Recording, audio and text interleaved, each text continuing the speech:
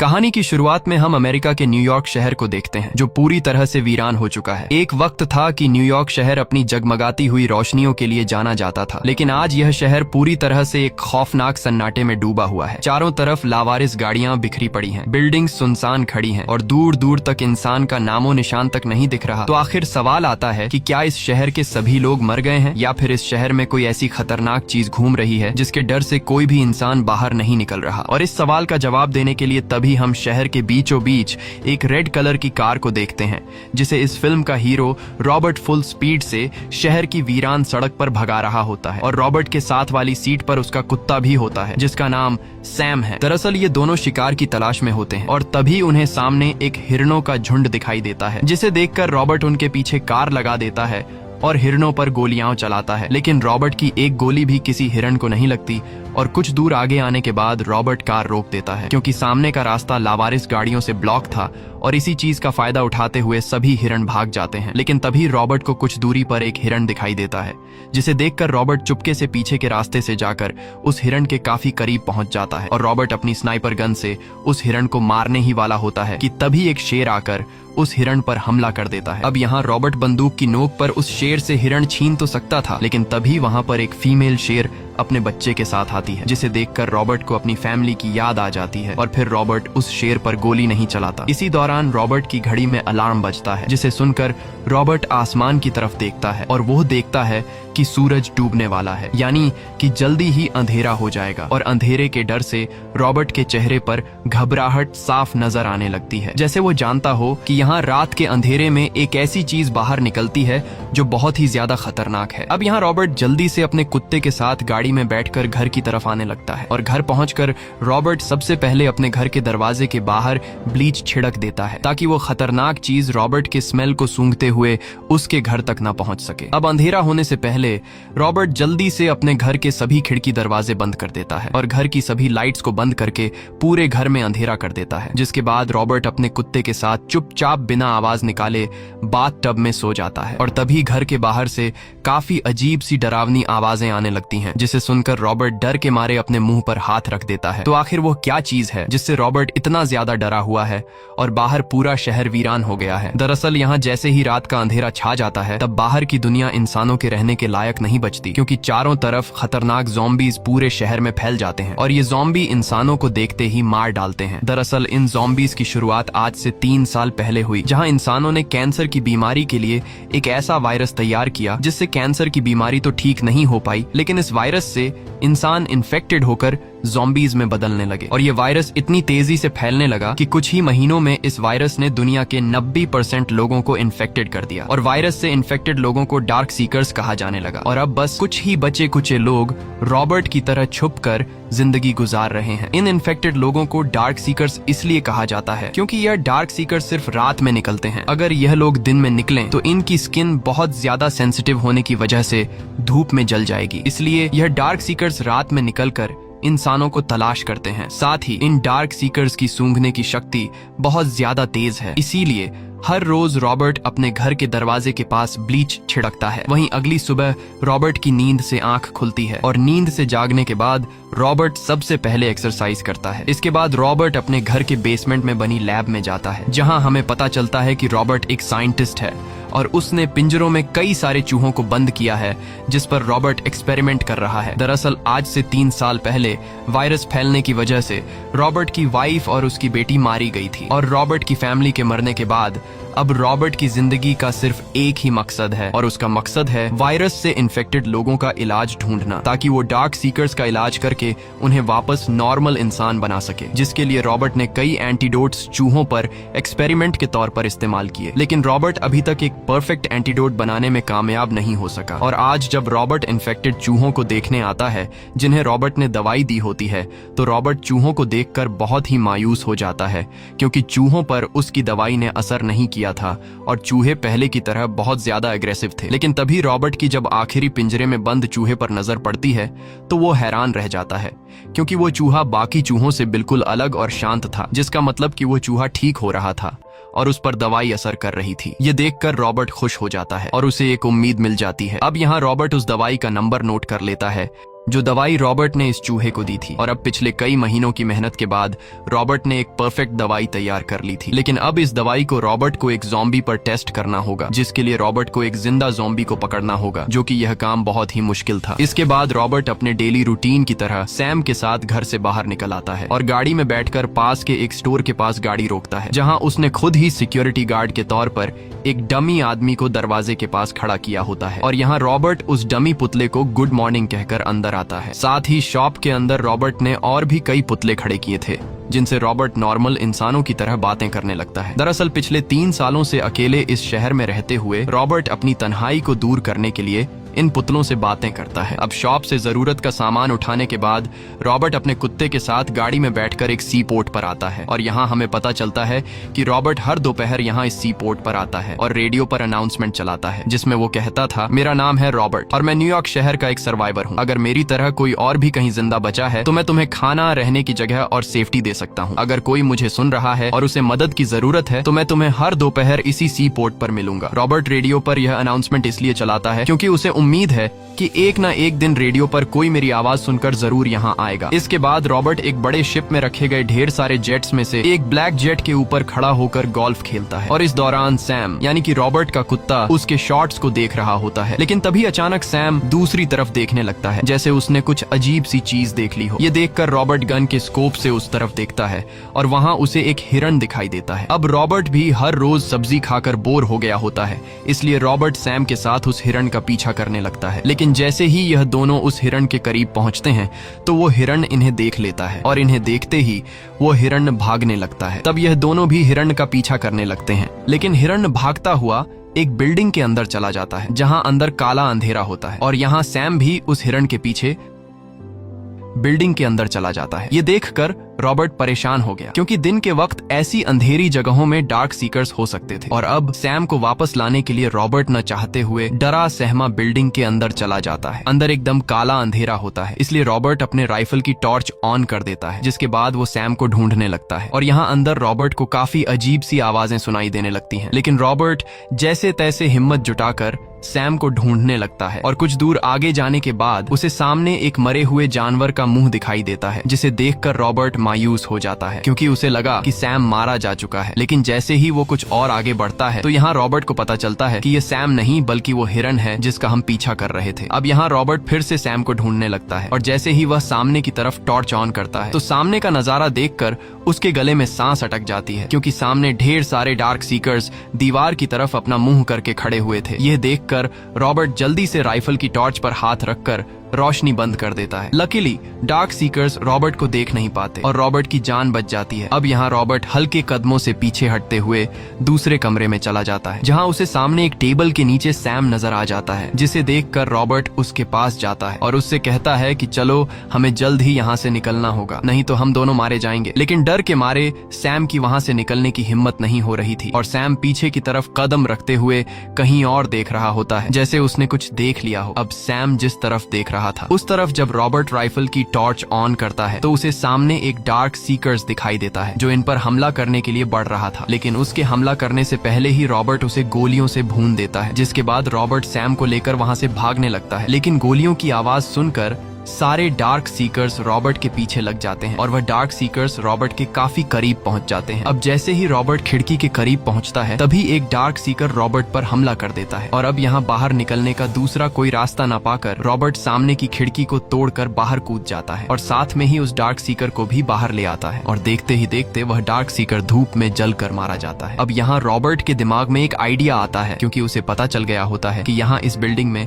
और भी कई सारे डार्क सीकर्स छिपे हुए हैं और रॉबर्ट को अपनी बनाई हुई दवाई को डार्क सीकर पर एक्सपेरिमेंट करने के लिए एक जिंदा डार्क सीकर की जरूरत थी। इसलिए रॉबर्ट यहाँ से जाने के बजाय बिल्डिंग के अंदर मौजूद डार्क सीकर्स के लिए जाल बिछाने लगता है और वो बिल्डिंग के दरवाजे के पास एक फंदा लगाकर रस्सी को एक ट्रक के साथ बांध लेता है। साथ ही रॉबर्ट कुछ देर पहले खिड़की से गिरे हुए डार्क सीकर की बॉडी को भी वहीं फंदे के पास रख देता है। इसके बाद रॉबर्ट अपनी बॉडी से खून निकालकर उस खून के सैंपल को फंदे में रखकर तोड़ देता है, ताकि जैसे ही कोई डार्क सीकर खून सूंघते हुए जाल के पास आए तो वो डार्क सीकर इस जाल में फंस जाए। और होता भी ऐसा ही है। तभी एक डार्क सीकर काले कपड़े में लिपट कर उस ट्रैप में फंस फंस जाता है। अब ज़ॉम्बी को फंसा हुआ देखकर रॉबर्ट काफी खुश हो जाता है, लेकिन तभी बिल्डिंग के अंदर से एक दूसरा डार्क सीकर बाहर निकलता है और वो रॉबर्ट पर जोर से चिल्लाने लगता है, लेकिन धूप में उसकी स्किन जलने की वजह से वो अपने साथी को बचा नहीं पाता और वापस बिल्डिंग में जाने लगता है। लेकिन वापस जाते हुए डार्क सीकर रॉबर्ट को काफी गुस्से से देख रहा होता है और यहाँ हमें पता चलता है कि यह डार्क सीकर बाकी ज़ॉम्बीज का लीडर है। अब यहाँ रॉबर्ट को भी समझ नहीं आता कि यह डार्क सीकर इतना ज्यादा गुस्सा क्यों हुआ, लेकिन जब वो जाल में फंसे हुए डार्क सीकर को बेहोश करके अपने घर लेकर आता है तो यहाँ रॉबर्ट को पता चलता है कि यह एक फीमेल डार्क सीकर है जिसकी बॉडी पर एक तितली का निशान बना हुआ है। और यह सब देखकर रॉबर्ट समझ जाता है कि वो डार्क सीकर्स का लीडर इसलिए इतना ज्यादा गुस्से में था क्योंकि यह फीमेल डार्क सीकर उसकी वाइफ है। अब यहाँ रॉबर्ट जिस दवाई से चूहा नॉर्मल हो गया था उस दवाई को इस फीमेल डार्क सीकर की बॉडी में इंजेक्ट कर देता है, लेकिन काफी देर तक इंतजार करने के बाद भी उस दवाई ने इस डार्क सीकर पर असर नहीं किया। यह देखकर रॉबर्ट बहुत ज्यादा मायूस हो जाता है और अगली सुबह रॉबर्ट एक बार फिर एक नई उम्मीद के साथ घर से बाहर निकल जाता है और दोपहर होते ही वह सी पोर्ट पर पहुंच जाता है जहां से वह हर रोज रेडियो पर अनाउंसमेंट चलाया करता था। लेकिन पिछले 3 सालों की तरह आज भी कोई इंसान सी पोर्ट पर नहीं आया और फिर रॉबर्ट अपनी गाड़ी में बैठकर घर की तरफ निकल पड़ता है। लेकिन जैसे ही वह सुपर स्टोर के करीब पहुंचता है तो वो गाड़ी से देखता है कि जिस पुतले को मैंने स्टोर के दरवाजे पर खड़ा किया था वो पुतला किसी ने सड़क के बीचों बीच रख दिया है। यह देखकर रॉबर्ट पूरी तरह से चौंक जाता है और उसे कुछ समझ नहीं आ रहा होता कि यह सब किसने किया। दरअसल पिछले 3 सालों से अकेले रहने की वजह से रॉबर्ट की दिमागी हालत भी अब थोड़ी सी बिगड़ गई थी, इसलिए वो गुस्से से पुतले पर चिल्लाने लगता है कि तुम बाहर क्यों आए, तुम्हें तो अंदर होना चाहिए था। जिसके बाद रॉबर्ट उस पुतले पर गोलियां चलाकर उसे नीचे गिरा देता है और उस पुतले से पानी निकलने लगता है। अब यहाँ रॉबर्ट जब उस पुतले को देखने के लिए उसके करीब जाता है तो रॉबर्ट को पता नहीं होता कि असल में यह उसके लिए बिछाया हुआ एक जाल है और जैसे ही रॉबर्ट पानी के नीचे लगे ट्रैप पर पांव रखता है तभी एक जाल रॉबर्ट के पैरों को जकड़ लेता है। अब जब रॉबर्ट नीचे गिर रहा होता है तभी उसका सिर नीचे जोर से जमीन के साथ लगता है जिससे रॉबर्ट बेहोश हो जाता है और रॉबर्ट रस्सी से ऊपर लटक जाता है। यहाँ हम देखते हैं कि रॉबर्ट ने जिस तरह से उस फीमेल डार्क सीकर को जाल में फंसाया था ठीक उसी तरह रॉबर्ट भी जाल में लटक जाता है। अब यहाँ रॉबर्ट को लटके हुए शाम होने लगती है और तभी रात का अंधेरा होने से पहले रॉबर्ट की घड़ी में तेज अलार्म बजने लगता है जिसे सुनकर रॉबर्ट होश में आ जाता है और रॉबर्ट देखता है कि सूरज ढलने वाला है और अगर सूरज डूब गया तो वो डार्क सीकर्स रॉबर्ट को नोच नोच कर खा लेंगे। इसलिए रॉबर्ट जल्दी से अपनी जेब से चाकू निकालता है और जैसे तैसे करके उस रस्सी को काट लेता है जिससे वह लटका हुआ था, लेकिन नीचे गिरते हुए उसका अपना ही चाकू उसके पैर में घुस जाता है जिससे रॉबर्ट दर्द से चिल्ला उठता है। अब यहाँ रॉबर्ट का कुत्ता सैम सामने की बिल्डिंग की तरफ तेजी से भौंकने लगता है। यह देखकर रॉबर्ट समझ जाता है कि सामने टूटी हुई बिल्डिंग में डार्क सीकर्स अंधेरा होने का इंतजार कर रहे हैं। अब यहाँ रॉबर्ट हिम्मत जुटाकर घिसटते हुए पीछे अपने कार की तरफ जाने लगता है और तभी सामने की बिल्डिंग से डार्क सीकर्स का लीडर अपने 3 कुत्तों को रॉबर्ट के पीछे छोड़ देता है और ये 3 कुत्ते भी इन्फेक्टेड थे। अब यहाँ 3 कुत्ते रॉबर्ट को खाना तो चाहते थे, लेकिन सड़क पर अभी भी सूरज की किरणें होने की वजह से वह आगे नहीं बढ़ पाते क्योंकि सूरज की रोशनी उन कुत्तों की स्किन को जला रही थी और जैसे ही सूरज पूरी तरह से ढल जाता है तो वह कुत्ते दौड़ते हुए सैम और रॉबर्ट पर हमला कर देते हैं। लेकिन यहाँ रॉबर्ट जल्दी से अपनी बंदूक निकालकर एक कुत्ते को मार डालता है, वहीं सैम भी दूसरे कुत्ते को खत्म कर देता है। लेकिन तभी आखिरी बचा हुआ कुत्ता रॉबर्ट पर हमला कर देता है और जैसे ही वो कुत्ता रॉबर्ट को काटने वाला होता है तभी सैम आकर उस इन्फेक्टेड कुत्ते पर हमला करके रॉबर्ट की जान बचा लेता है और यहाँ रॉबर्ट मौके का फायदा उठाते हुए उस कुत्ते को शूट करके मार देता है। अब यहाँ रॉबर्ट जब सैम को देखने जाता है तो वो देखता है कि सैम बुरी तरह से घायल है और सैम को भी इन्फेक्टेड कुत्तों ने काट लिया है। इसके बाद रॉबर्ट सैम को अपने घर ले आता है और सैम को दवाई का इंजेक्शन दे देता है और फिर रॉबर्ट सैम को एक बच्चे की तरह गोद में लेकर उसके ठीक होने का इंतजार करता है। लेकिन देखते ही देखते सैम बहुत ज्यादा एग्रेसिव हो जाता है और जब रॉबर्ट सैम की आंख देखता है तो रॉबर्ट को पता चल जाता है कि अब जल्द ही सैम पूरी तरह से ज़ॉम्बी में बदलने वाला है और अब रॉबर्ट को सैम को मारना होगा। लेकिन रॉबर्ट सैम को नहीं मारना चाहता था क्योंकि सैम ने अपनी जान पर खेलकर रॉबर्ट को उन इन्फेक्टेड कुत्तों से बचा लिया था। लेकिन रॉबर्ट इस बात को समझ जाता है कि अगर मैंने सैम को नहीं मारा तो सैम जल्द ही पूरी तरह से ज़ॉम्बी में बदलकर मुझे मार डालेगा। इसलिए अब न चाहते हुए रॉबर्ट सैम के मुंह को अपने हाथों से दबाकर उसे मार डालता है। अब यहाँ रॉबर्ट पूरी तरह से टूट जाता है क्योंकि सैम को उसने बचपन से पाला था और इस शहर में सैम के अलावा उसका और कोई नहीं था और अब रॉबर्ट पूरी तरह से अकेला हो चुका था। अगले दिन रॉबर्ट जब अपनी गाड़ी में निकलता है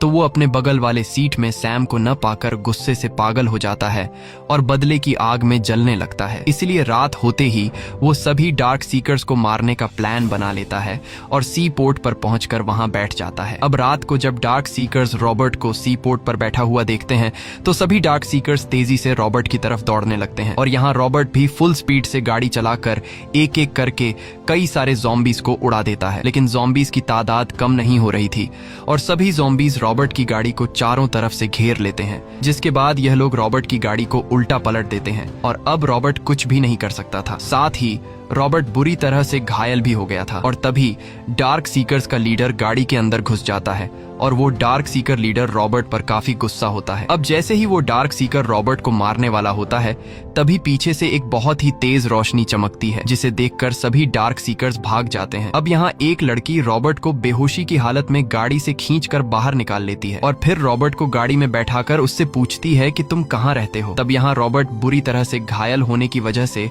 लड़खड़ाती हुई आवाज में उस लड़की को अपना एड्रेस बता देता है, लेकिन साथ ही रॉबर्ट उस लड़की से कहता है कि रात के वक्त मेरे घर की तरफ जाना ठीक नहीं क्योंकि उन डार्क सीकर्स को मेरे घर का पता चल सकता है, इसलिए तुम सुबह होने का इंतजार करो। ये कहकर रॉबर्ट बेहोश हो जाता है और अगले दिन जब रॉबर्ट की आंख खुलती है तो वो खुद को अपने घर में पाता है। साथ ही वो देखता है कि किसी ने उसके जख्मों पर टांके भी लगा दिए हैं और तभी उसे किचन से किसी की आवाज आती है, जिसे सुनकर रॉबर्ट अपनी गन उठाकर किचन की तरफ जाता है और वहाँ रॉबर्ट एक लड़की और एक बच्चे को देखता है। ये वही लड़की होती है जिसने कल रात रॉबर्ट की जान बचाई। अब यहाँ रॉबर्ट उस लड़की से पूछता है कि तुम कौन हो और तुम दोनों यहाँ कैसे आए, जिस पर वो लड़की जवाब देती है कि मेरा नाम एना है और यह मेरा छोटा भाई ईथन है और हम दोनों रेडियो पर तुम्हारी अनाउंसमेंट सुनकर सी पोर्ट पर आए, लेकिन कल तुम वहाँ नहीं थे और फिर वहाँ सी पोर्ट पर हम तुम्हारा इंतजार करने लगे। अब यहाँ एना रॉबर्ट को बताती है कि हम यहाँ से वर्मोंट जाने वाले हैं, वो एक सेफ जगह है जहां मेरी और तुम्हारी तरह कई और सर्वाइवर्स मौजूद हैं। ये सुनकर रॉबर्ट कहता है कि तुम्हें गलत जानकारी मिली है क्योंकि अब इस दुनिया में कोई भी सेफ जगह नहीं बची है। तब उन दोनों ने कहा कि मेरा यकीन करो, वर्मोंट की पहाड़ियों में सचमुच सर्वाइवर्स की एक बड़ी कॉलोनी मौजूद है और वहाँ के लोग वायरस से बचे हुए हैं क्योंकि वो एक बर्फीली जगह है और यह वायरस ज्यादा ठंड को बर्दाश्त नहीं कर सकता, इसलिए हम लोगों को उस जगह पर जाना चाहिए। लेकिन रॉबर्ट एना की बात पर यकीन नहीं करता और कहता है कि मैं इस जगह को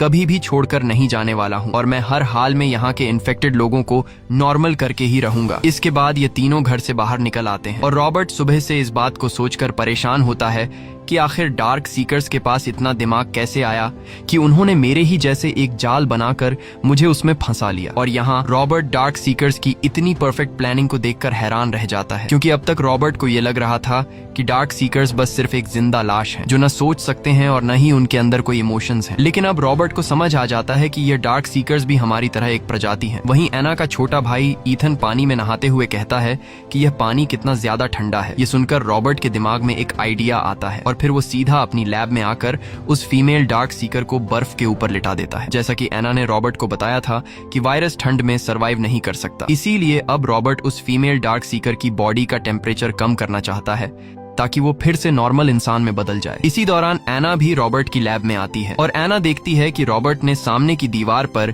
ढेर सारे डार्क सीकर्स की फोटोज लगाई हुई हैं। यह देखकर एना रॉबर्ट से पूछती है कि इन सब डार्क सीकर्स का क्या हुआ, जिस पर रॉबर्ट बताता है कि मैंने इन सबको अपनी दवाई टेस्ट करने के लिए पकड़ा था, लेकिन यह सब टेस्ट के दौरान मारे गए। ये सुनकर एना मायूस हो जाती है और अब जैसे ही शाम होती है तो रॉबर्ट हर रोज की तरह घर के सभी खिड़की दरवाजे बंद कर देता है। और यहाँ एक बार फिर एना रॉबर्ट से कहती है कि अगर तुम हमारे साथ उस बर्फीले इलाके में चले जाते तो अच्छा होता। ये सुनकर रॉबर्ट गुस्से से एना से पूछता है कि तुम कैसे कह सकती हो कि वहाँ कोई सर्वाइवर कॉलोनी मौजूद है, तुम्हें इस बारे में किसने बताया? ये सुनकर एना ने कहा कि यह जो कुछ भी हो रहा है ये सब ईश्वर की मर्जी से हो रहा है। अगर उस दिन मैं रेडियो ऑन करके तुम्हारी अनाउंसमेंट नहीं सुनती तो तुम अभी जिंदा नहीं होते। ये सब ईश्वर का बनाया हुआ खेल था, इसलिए ईश्वर भी चाहता है कि तुम हमारे साथ उस बर्फीली पहाड़ी वाली जगह पर चलो। लेकिन यह सब सुनकर रॉबर्ट बहुत ज्यादा गुस्से में आ गया। उसने एना से कहा कि कान खोल कर सुनो, इस दुनिया में न तो कोई ईश्वर है और न ही यह सब किसी ईश्वर ने किया है। ये इंसानों की गलती है। इंसानों ने कैंसर की बीमारी को ठीक करने की दवाई बनाई, लेकिन उस दवाई से इंसान कैंसर की बीमारी से ठीक होने के बजाय उल्टा इन्फेक्टेड होकर डार्क सीकर्स में बदलने लगे। और अब हमारा काम यह है कि हम इन्फेक्टेड लोगों को वापस नॉर्मल करें। अब जब यह दोनों बातें कर रहे होते हैं, तभी इन्हें बाहर से अजीब सी आवाजें सुनाई देती हैं, जिसे सुनकर रॉबर्ट एना से पूछता है कि कल जब तुम मुझे डार्क सीकर्स से बचाकर यहाँ लाई थी, क्या उस वक्त रात का टाइम था? जिस पर एना ने कहा, तुम्हारा बहुत ज्यादा खून बह रहा था, इसलिए मुझे रात में ही तुम्हें यहाँ लाना पड़ा। ये सुनकर रॉबर्ट एना पर गुस्सा हो जाता है, क्योंकि एना की वजह से अब उन डार्क सीकर्स को इनके ठिकाने का पता चल चुका है। अब यहाँ रॉबर्ट घर की एक छोटी खिड़की से बाहर झांक कर देखता है और उसे पता चलता है कि बाहर ढेर सारे डार्क सीकर्स इसके घर की तरफ बढ़ रहे हैं। यह देखकर रॉबर्ट एना को ऊपर वाले रूम में जाने को कहता है और खुद रॉबर्ट पहले से बाहर खतरे के लिए लगाई गई बड़ी बड़ी तेज फ्लैशलाइट्स को ऑन कर देता है, ताकि डार्क सीकर्स रोशनी को देखकर भाग जाए। लेकिन वो डार्क सीकर्स बड़ी चालाकी से एक इंसान की तरह दिमाग इस्तेमाल करते हुए उन सभी लाइट्स को गिराकर तोड़ देते हैं। अब जब लाइट से बात न बनी तो रॉबर्ट रिमोट कंट्रोल से घर के बाहर लगे बॉम्ब को ब्लास्ट कर देता है, जिसमें कई सारे डार्क सीकर्स मारे जाते हैं। लेकिन बॉम्ब ब्लास्ट की वजह से रॉबर्ट के घर के दरवाजे भी कमजोर हो गए और इस चीज का फायदा उठाते हुए एक डार्क सीकर रॉबर्ट के घर में घुस जाता है और रॉबर्ट पर हमला कर देता है। यहाँ वो डार्क सीकर रॉबर्ट को उठाकर दूर फेंक देता है, लेकिन तभी रॉबर्ट अपनी बंदूक उठाकर उस डार्क सीकर पर गोलियां चलाता है और बंदूक को देखते ही वो डार्क सीकर तेजी से दौड़ते हुए कमरे से बाहर निकल जाता है, जैसे उसे पता हो कि बंदूक कितनी खतरनाक चीज है। अब उस डार्क सीकर के बाहर निकलने के बाद रॉबर्ट ऊपर एना जिस रूम में होती है वहां जाता है और वहां रॉबर्ट देखता है कि एना और ईथन एक टेबल के नीचे छिपे हुए हैं, क्योंकि एक डार्क सीकर छत को तोड़कर कमरे के अंदर आ रहा है।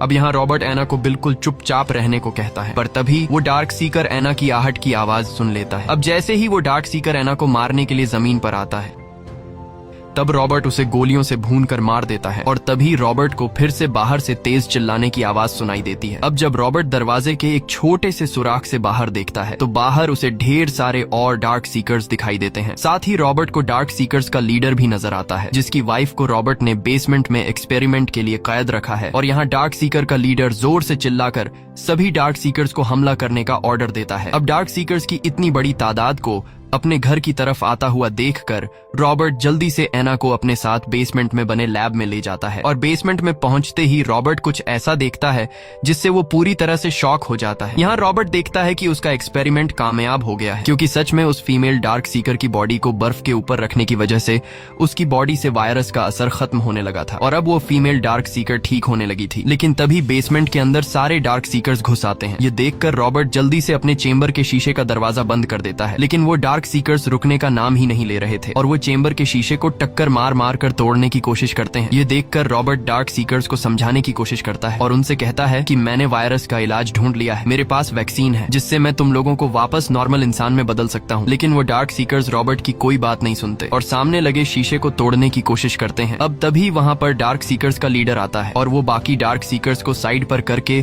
खुद शीशे के ग्लास को तोड़ने लगता है। ये देखकर रॉबर्ट और एना बहुत ज्यादा घबरा जाते हैं, क्योंकि अब शीशे का ग्लास कमजोर हो चुका था और अगर एक और टक्कर वो डार्क सीकर ग्लास को मार देता तो शीशा चकनाचूर हो जाता। अब शीशे में क्रैक्स को देखते हुए रॉबर्ट और एना समझ जाते हैं कि अब हमारी मौत पक्की है। लेकिन तभी वो डार्क सीकर शांत हो जाता है और वो अपने खून से शीशे पर तितली का निशान बना देता है। ये देखकर रॉबर्ट सोच में पड़ जाता है, क्योंकि उसे याद आता है कि ये तितली का निशान तो इस फीमेल डार्क सीकर की बॉडी पर मौजूद है, जिसे मैंने एक्सपेरिमेंट के लिए कैद रखा है। और अब रॉबर्ट समझ जाता है कि ये फीमेल डार्क सीकर सामने खड़े डार्क सीकर की वाइफ है और ये डार्क सीकर्स का लीडर हमें कुछ नहीं कहना चाहता, वो तो बस अपनी वाइफ को अपने साथ लेकर जाना चाहता है। ये सब समझ आते ही रॉबर्ट अपनी बंदूक नीचे कर देता है और उस फीमेल डार्क सीकर की बॉडी से सारे इक्विपमेंट निकाल देता है, जिससे वो फीमेल डार्क सीकर वापस डार्क सीकर में बदलने लगती है। इसके बाद रॉबर्ट ने एना से दरवाजा खोलने को कहा। ये सुनकर एना ने घबराकर रॉबर्ट से पूछा कि तुम पागल तो नहीं हो गए? अगर मैंने दरवाजा खोला तो ये डार्क सीकर्स हम सभी को मार डालेंगे। लेकिन रॉबर्ट कहता है कि ये डार्क सीकर्स हमें कुछ नहीं कहेंगे, जिस पर एना पूछती है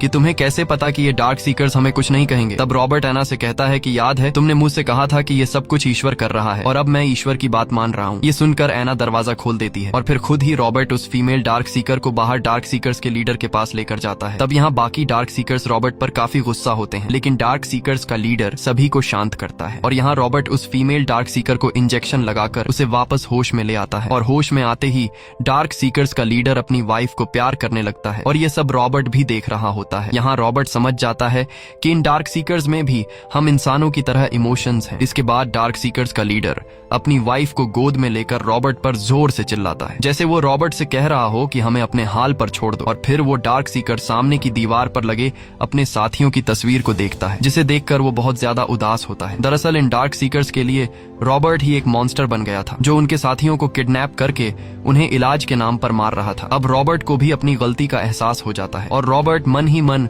उन डार्क सीकर्स से माफी मांगता है, जिसके बाद डार्क सीकर्स रॉबर्ट को माफ करके उसे जिंदा छोड़कर चले जाते हैं। और अगले दिन हम देखते हैं कि रॉबर्ट एना और ईथन के साथ गाड़ी में बैठकर न्यूयॉर्क शहर को फाइनली छोड़ देता है और वर्मोंट के पहाड़ी इलाके की तरफ ये तीनों निकल पड़ते हैं। मूवी के आखिर में हम देखते हैं कि ये तीनों वर्मोंट के पहाड़ी इलाके में पहुंच जाते हैं, जहां सच में एक सर्वाइवर्स की कॉलोनी थी। इसी के साथ ये कहानी खत्म हो जाती है। अगर आपको ये वीडियो अच्छी लगी हो तो हमारे चैनल को सब्सक्राइब और वीडियो को लाइक जरूर कीजिएगा।